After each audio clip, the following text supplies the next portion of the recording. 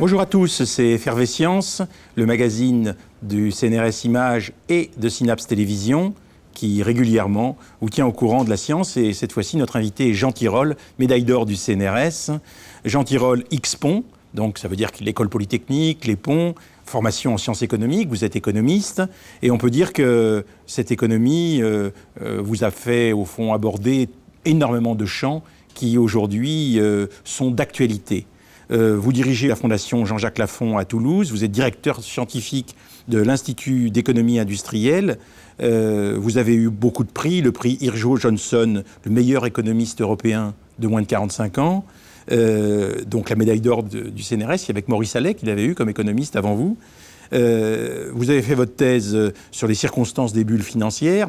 Mais je voudrais dire d'abord qu'on est ici au 18e étage de la Bibliothèque de France, grâce à Jean-Loup Graton, responsable des manifestations culturelles de la bibliothèque. Et derrière nous, enfin derrière vous, Monsieur Tirole, mais devant moi, il y a le ministère de l'économie et des finances, qui joue un rôle un petit peu important dans l'économie encore aujourd'hui, parce qu'on peut quand même dire que malgré la présence des libéraux dans ce système, la régulation de l'État est toujours nécessaire, non ? Oui, la régulation de l'État est toujours nécessaire. Elle a changé dans son objectif et dans sa façon de penser, puisqu'on a eu des réformes allant de plus en plus vers l'indépendance des agences. On a vu des banques centrales indépendantes, on a vu des agences de réglementation, des télécoms, d'électricité, etc., qui sont indépendantes du pouvoir politique. Et on pourra parler pourquoi veut-on avoir des agences indépendantes.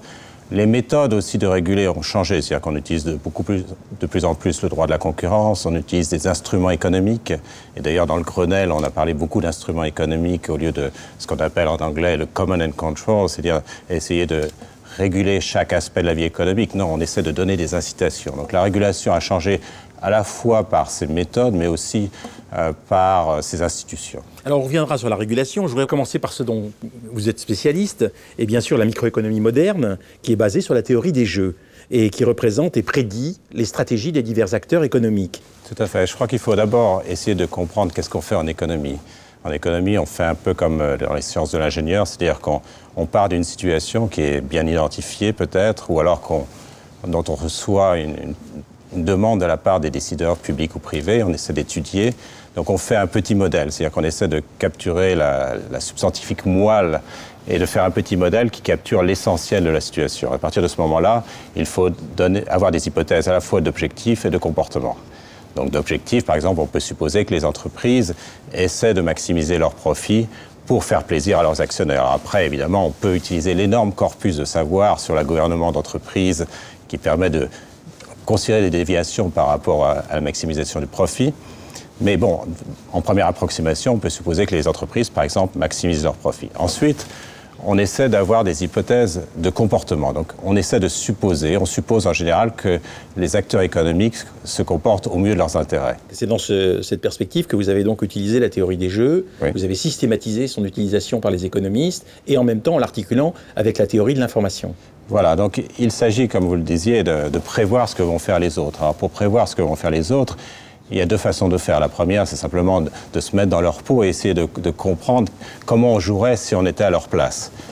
C'est ce qu'on fait, par exemple, dans le jeu d'échecs ou le jeu de Go. On essaie de prévoir si je fais ça, qu'est-ce qu'il va le faire, etc. L'autre façon, c'est d'extrapoler, c'est-à-dire de dire, si ce sont des situations assez familières, en général, on pense que l'autre va se comporter de telle manière. Donc, d'une manière ou d'une autre, on essaie de prédire ce que font les autres. Alors, on ne peut pas prédire de façon parfaite, parce que parfois, par exemple, les autres ont de l'information que nous, on n'a pas. Alors, prenons un exemple de ce qu'on appelle un équilibre bayésien. Supposons, par exemple, qu'il y a une enchère pour un gisement minier ou une enchère pour une entreprise, des parts, des actions dans une entreprise qui fait son introduction en bourse. À ce moment-là, si j'enchéris, je dois savoir comment vous allez vous comporter. Et je devrais réfléchir, par exemple, que si vous avez de l'information qui n'est pas très bonne sur l'entreprise, si vous êtes pessimiste sur l'entreprise, dans ce cas-là, vous n'allez pas enchérir beaucoup. Et donc, à partir du moment où vous enchérissez pas beaucoup, quand vous êtes pessimiste, ça veut dire que j'aurais tendance à gagner l'enchère quand l'entreprise n'a pas beaucoup de valeur, quand le gisement minier n'a pas beaucoup de valeur. C'est ce qu'on appelle la malédiction du gagnant. Alors, les gens qui n'ont pas fait de théorie des jeux, ou qui ne sont pas professionnels dans la matière, ne comprennent pas toujours cette malédiction du gagnant. Et donc, ils ne jouent pas forcément de façon rationnelle. Les professionnels, eux, ou les théoriciens des jeux, réfléchissent à ce phénomène et évidemment tiennent en compte le fait que si l'on gagne, ça veut dire que les autres sont plutôt pessimistes et donc que l'objet qu'on est en train d'acheter n'a pas forcément beaucoup de valeur. Les bons joueurs d'échecs prévoient 20 coups à l'avance. Absolument. De façon idéale, il faudrait prévoir. Et vous, en économie, vous prévoyez beaucoup de moments à l'avance? Non, c'est difficile, bien sûr, mais on essaie de se rapprocher finalement de ce comportement le plus rationnel possible. Alors, il faut mettre en regard les coûts de transaction qui existent à essayer de calculer des stratégies optimales, et puis finalement, c'est le coût de ne pas avoir des stratégies qui sont exactement optimales. Alors par exemple, vous avez développé quelques analyses concernant les ententes tacites ou les regroupements de brevets.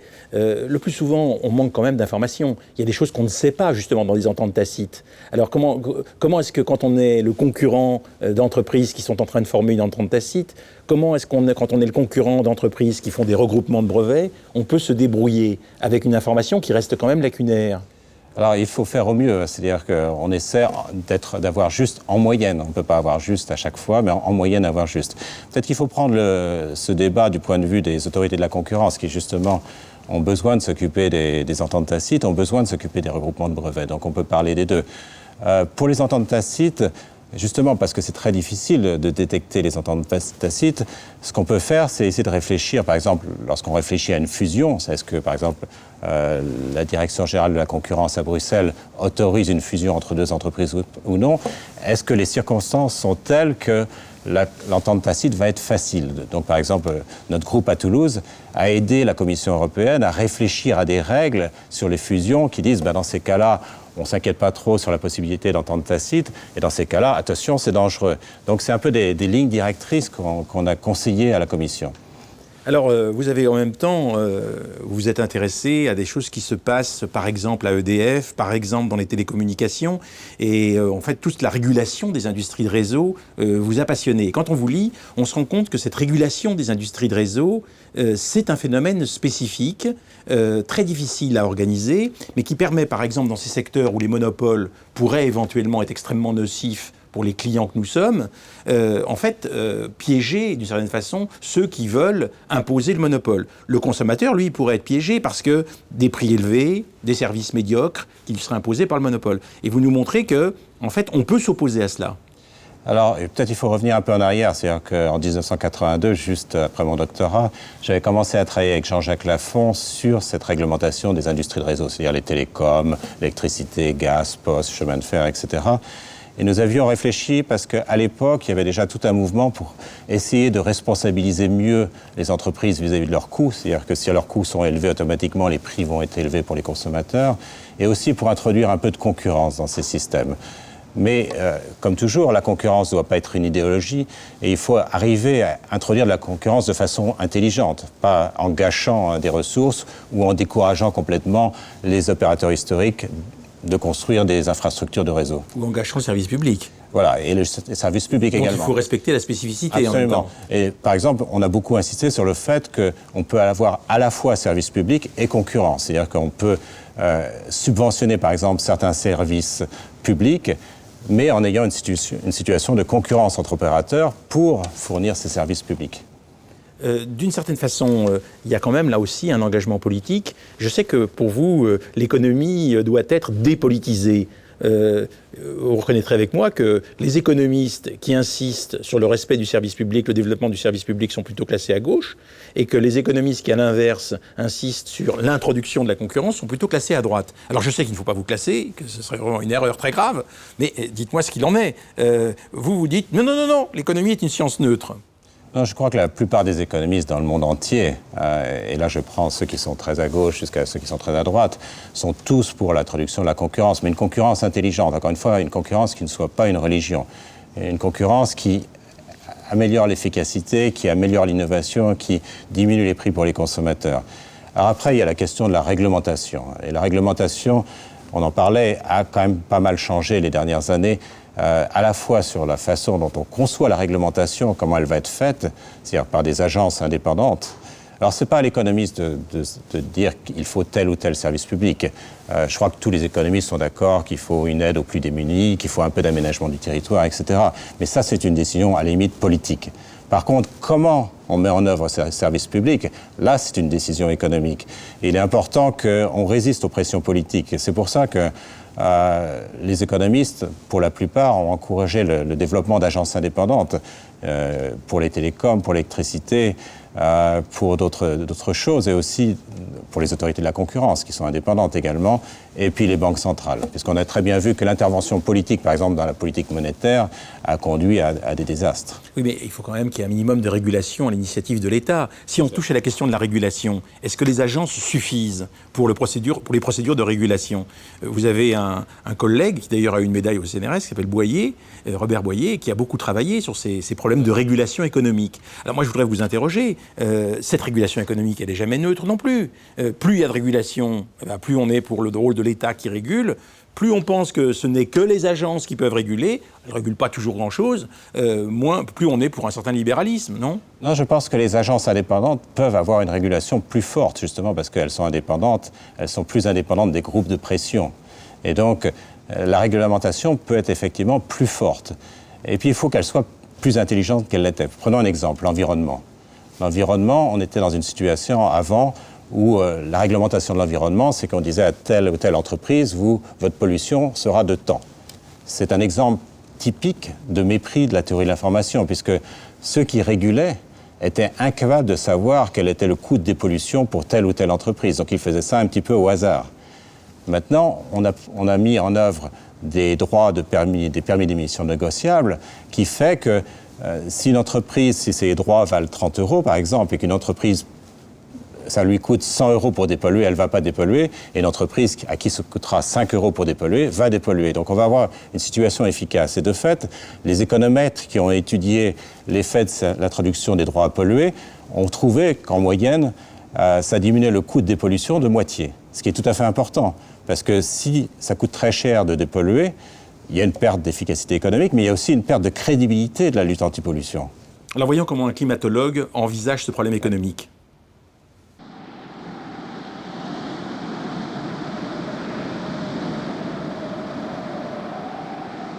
Au niveau climatique, si on ne fait rien, on va vers un changement climatique de grande ampleur avec des conséquences sur les zones habitables, sur l'écart riche-pauvre, très sûrement, parce que, comme d'habitude, ce seront les pays riches qui auront des solutions de rechange et pas les pays pauvres. Donc, même si on parvenait à limiter les émissions et à les rendre tout à fait constantes à partir d'aujourd'hui, on aurait encore des conséquences importantes sur le climat. Alors, pour parvenir à limiter le réchauffement, il faut diminuer les émissions en dessous de ce qu'elles sont actuellement. Et bon, on en est très très loin, quoi. Jean Tirole, vous voyez bien que cette climatologue, d'une certaine façon, explique quand même que les pays pauvres ont plus de difficultés que les pays riches en face de cette situation climatique, et en fait, pour essayer de gérer cette situation sur le plan économique. Oui, il faudra faire en sorte que les pays pauvres adhèrent au protocole de Kyoto et acceptent de dépolluer, puisqu'on a des pays comme la Chine, l'Inde, etc., qui vont polluer énormément avec leur croissance économique. Et ils font valoir, à juste titre d'ailleurs, que les pays riches ont financé leur croissance en émettant des gaz à effet de serre, et pourquoi pas eux? Mais il y a deux questions distinctes. Il y a la question de l'efficacité économique qui demande un prix du carbone global qui soit le même dans tous les pays, de sorte qu'on ait une efficacité économique au niveau de la dépollution. Et après, il y a la question de la distribution.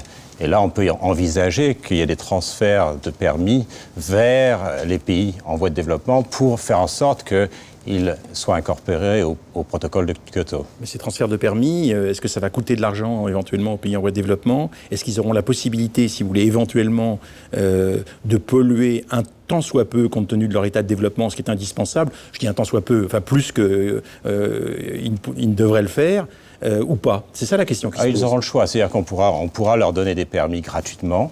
Ça, c'est quelque chose de tout à fait important pour faire en sorte qu'ils n'y perdent pas trop. Mais après, ça sera leur choix. C'est-à-dire que s'ils veulent utiliser une technologie à fort contenu de carbone, ils pourront le faire, mais dans ce cas-là, ils auront besoin de leur permis. Autrement, ils pourront revendre ces permis et gagner beaucoup d'argent en revendant ces permis. Donc, ça sera un choix pour eux. Il s'agit d'orienter leur choix économique vers la meilleure solution. Et Jean Tirole, quand on met un signe équivalent entre la pollution et l'argent, est-ce que vous ne croyez pas qu'à terme, on crée des conditions pour que les phénomènes de pollution soient quelquefois abandonnés ou insuffisamment réfléchis, parce que ce qui va être premier, c'est justement ce que ça coûte. Et si à l'inverse, on a un État qui régule et qui dit non, pas de pollution, si vous avez une pollution, vous avez une amende de temps, on est dans une situation un peu différente.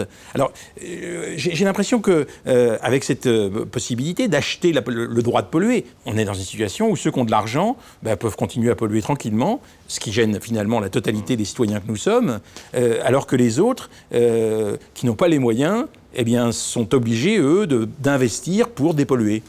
Alors, plusieurs remarques à ce sujet. D'abord, la pollution zéro, ça n'existe pas et ce n'est pas efficace, parce que ça coûterait une fortune de dépolluer tout complètement. Donc il faut accepter un certain degré de pollution. Maintenant, l'introduction d'un prix ne va pas de pair avec un abandon de la lutte contre la pollution. Prenons par exemple les États-Unis en 1990. Là, à cette époque-là, il s'agissait de lutter contre le dioxyde de soufre. Ils ont mis en œuvre un système de droits d'émission négociables et ils ont diminué de moitié quasi immédiatement la pollution. Donc, d'une part, ils ont eu l'efficacité économique grâce à ce système de droits d'émission négociables, et en plus, ils ont diminué la pollution de moitié. Donc, ça veut automatiquement. C'est pas parce qu'on a un système de droits d'émission négociables et un prix qu'on n'a pas de dépollution, au contraire. Donc vous pensez que ce système de droits négociables, c'est le meilleur système pour empêcher la pollution de progresser? C'est le système le plus efficace, effectivement. On peut aussi concevoir certaines taxes, c'est l'autre possibilité. On peut discuter de l'intérêt de l'un ou de l'autre, mais en tout cas, il faut un prix unique pour que les agents économiques soient guidés par le même prix. Alors Jean Tirole, vous avez aussi travaillé sur le marché du travail. C'est extraordinaire parce que la régulation du marché du travail soulève bien évidemment beaucoup de polémiques, des manifestations importantes. Il y en a eu concernant le CPE, tout le monde s'en souvient. En fait, le fait qu'il y ait plusieurs contrats de travail, ça pose des problèmes. Et alors j'ai découvert avec un peu d'étonnement que, en ce qui vous concernait, vous êtes pour un seul et unique contrat de travail. Donc ça veut dire le CDI. Alors ça veut dire fini avec le CDD si Jean Tirole devient ministre de l'économie et des finances? Alors, juste pour peut-être revenir en arrière, c'est-à-dire que le constat est connu de tous, c'est-à-dire qu'en France, on a un taux de chômage considérable depuis une trentaine d'années maintenant, avec des conséquences importantes. C'est pas seulement le taux de chômage d'ailleurs, c'est aussi le fait qu'il y a un marché du travail dual, du chômage de très long terme, qui est le chômage le plus coûteux, des gens qui sont complètement exclus du marché du travail, et puis des gens qui ne bougent pas. Il n'y a pas de mobilité en France. C'est-à-dire que quand les gens sont dans un emploi, ils le gardent, au lieu d'avoir une mobilité professionnelle vers de nouveaux défis et de nouvelles opportunités, ils restent là où ils sont parce qu'ils ont peur du chômage. Tout ça, c'est une catastrophe. Alors, qu'est-ce qu'ont fait les gouvernements depuis 25-30 ans successifs? C'est toujours de créer de nouveaux CDD sous d'autres noms. Parce qu'ils comprennent bien que, comme les entreprises n'engagent pas beaucoup en CDI, s'ils veulent combattre le chômage, surtout avant une élection, il faut créer de nouveaux CDD. Et les CDD, c'est pas très bon parce que d'abord, c'est du court terme, ça n'encourage pas les entreprises à former les gens puisque finalement, ce sont des salariés qui sont des salariés de court terme et ce n'est pas une bonne solution. Alors, ce qu'on avait proposé avec Olivier Blanchard, c'est très simple. 2 idées. La première, c'est de dire l'entreprise doit être responsabilisée. Pour être responsabilisée, il faut qu'elle paie le coût pour la société, pour le salarié et pour la caisse d'allocation chômage. Qu'elle paie ce coût qu'elle impose à la société quand elle licencie. La contrepartie de ça, c'est bien sûr qu'à partir du moment où elle est responsabilisée, on peut plus lui faire confiance. Et donc, diminuer le rôle des juges et diminuer le rôle des prud'hommes, qui, à mon avis, ne sont pas compétents pour le faire. Alors, oublions des cas extrêmes comme les cas d'harcèlement ou de licenciement d'un syndicaliste, etc. Là, les prud'hommes joueront toujours leur rôle. Mais par contre, les juges et les prud'hommes n'ont pas l'information, parfois pas la compétence, mais surtout n'ont pas l'information pour savoir s'il faut garder tel ou tel travail. Et donc, c'est les entreprises qui ont l'information. Et donc, l'idée, c'est finalement de responsabiliser les entreprises et après aux entreprises de décider. Et avec un contrat unique, oui. Jean Tirole, quand vous dites que les entreprises, finalement, ont l'information, vous nous laissez croire que l'entreprise n'a pas d'arbitraire. Or, vous savez très bien comment c'est. C'est pas une question d'information, le licenciement. C'est une question éventuellement d'arbitraire. Un salarié qui éventuellement a une attitude qui ne plaît pas à sa direction, eh bien, il arrive qu'il est licencié. Et heureusement qu'il y a des prud'hommes pour en juger de l'inopportunité de ce licenciement. De toute façon, les prud'hommes, comme je le disais... Vous le reconnaissez ? Resteront. Parfois, il y a certains licenciements qui sont abusifs, bien sûr. Mais ça, le droit du travail ne va pas changer dans ces domaines-là. C'est-à-dire qu'on ne peut pas licencier, par exemple, quelqu'un à cause de sa race ou je ne sais pas quoi, pour ce genre de raisons-là. C'est clair, le droit du travail est là pour éviter ça. Mais vous savez très bien, on ne dit pas que c'est à cause de sa race qu'on le licencie. Quand on parle des licenciements économiques, là c'est différent. C'est-à-dire qu'on dit, est-ce que ce salarié, le poste de ce salarié est encore justifié d'un point de vue économique pour l'entreprise. Et ça, seul le chef d'entreprise est capable de le savoir. Mais alors, la règle qui veut que, par exemple, on ne puisse pas mettre à la porte quelqu'un et ensuite immédiatement le remplacer par quelqu'un qui joue un rôle à peu près identique, vous considérez que c'est une bonne règle alors ? Ça dépend, parce que ça dépend. Si la personne n'est pas adaptée au travail, considéré, et qu'il y a une autre personne sur le marché du travail qu'on peut amener pour ce travail, je ne vois pas de scandale à ce qu'il y ait une substitution d'un salarié par un autre, si ça améliore l'efficacité sociale. Même si ce salarié est là depuis plusieurs années, d'une certaine façon, s'il était là depuis plusieurs années, il donne d'une certaine façon satisfaction. Alors, il peut donner satisfaction, la question n'est pas là. C'est-à-dire qu'il peut être inadapté à un travail particulier, il peut être beaucoup plus productif ailleurs. Et donc, ce qu'il faut, c'est que l'entreprise soit responsabilisée, encore une fois. C'est-à-dire qu'il n'y a aucun doute que l'entreprise, quand elle licencie, impose un coût aux salariés et aux caisses d'allocation chômage. Et donc, il faut que l'entreprise paie ce coût. Et donc, il faut avoir un système dans lequel ce qui est payé par l'entreprise à la caisse d'allocation chômage dépende ex post de la durée de chômage, parce que c'est comme ça qu'on mesure. Alors, Jean Tirole, je voudrais vous entendre sur une question importante aujourd'hui pour tout un chacun, qui est la crise que nous traversons. Vous n'avez pas beaucoup écrit sur le sujet pour l'instant, et pour cause, puisqu'elle est relativement récente, mais crise financière considérable qui a commencé aux États-Unis avec ce qu'on appelle la crise des subprimes, c'est-à-dire au fond des logements que ceux qui les occupaient devaient rembourser avec des taux d'intérêt flottants en fonction de la conjoncture. Ces taux montaient, et bien évidemment, les gens ne pouvaient pas rembourser, et donc on a une situation dramatique, puisque comme ils ne remboursent pas, situation difficile pour les banques, et c'est comme ça qu'a commencé la crise que nous connaissons, qui a d'abord été une crise financière. Alors première question, est-ce que cette crise financière va devenir, notamment en Europe, une crise économique, ou bien est-ce que vous pensez que ça va s'arrêter au niveau financier ?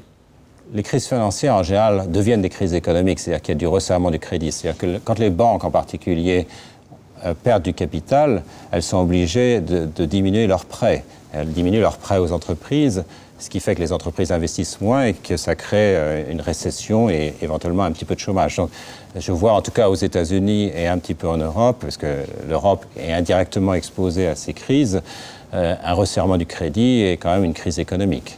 Qui nous menace quoi qu'il arrive ? Qui nous menace. Je crois qu'il faut d'abord essayer d'éviter la prochaine crise financière. Celle-là, c'est un peu tard. Je pense qu'il y a une série de dysfonctionnements. Vous êtes déjà sur la prochaine crise financière, là.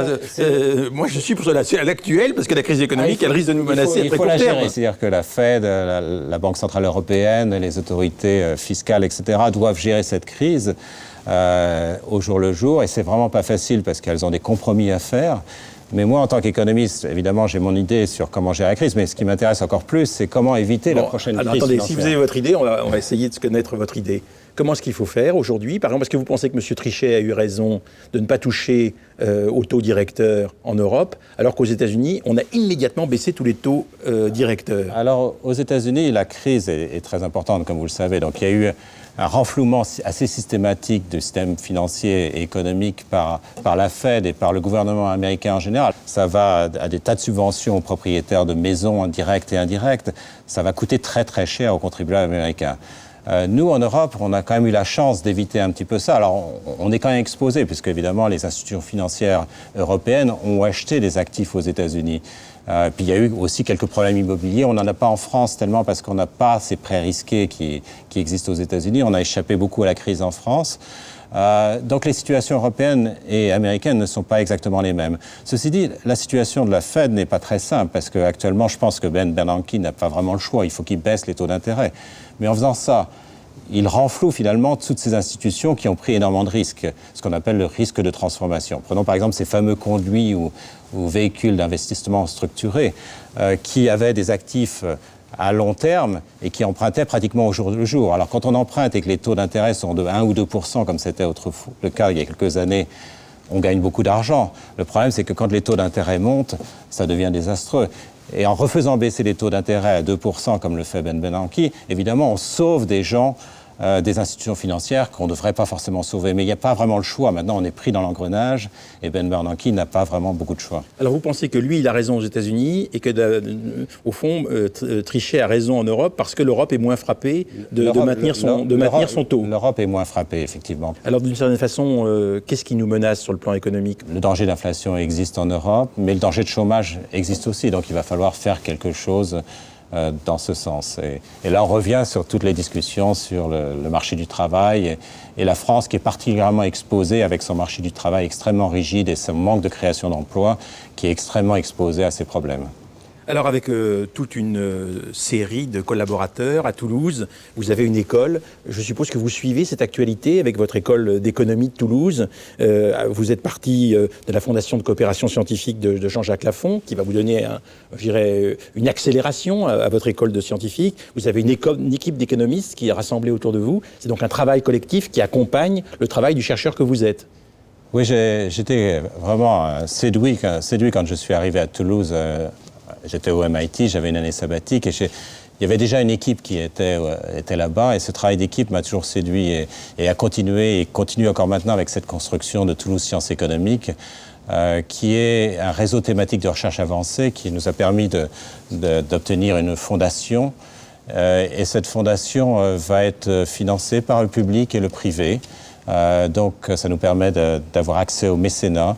Et ce qu'on va faire, c'est d'utiliser cet argent comme dotation, comme capital. Et on va essayer de vivre des intérêts comme ça se fait dans beaucoup d'autres universités dans le monde. C'est complètement nouveau en France, de vivre des intérêts du capital qu'on va accumuler au fil des années. Avec une gouvernance publique-privée, ça va être un vrai PPP. Et on va essayer de financer finalement PPP, la recherche. Ça veut dire partenariat public-privé. On va essayer de financer la recherche comme ça pour avoir en Europe un grand centre de recherche qui soit concurrentiel au niveau mondial. C'est pas facile, les Américains sont très très forts, très compétitifs. Le monde de la recherche aux États-Unis est merveilleux, non seulement par les moyens, mais aussi par la liberté intellectuelle, par l'effervescence intellectuelle. Et nous, on essaie de faire quelque chose, à notre petite échelle, on essaie de faire quelque chose contre ça. Merci Jean Tirole.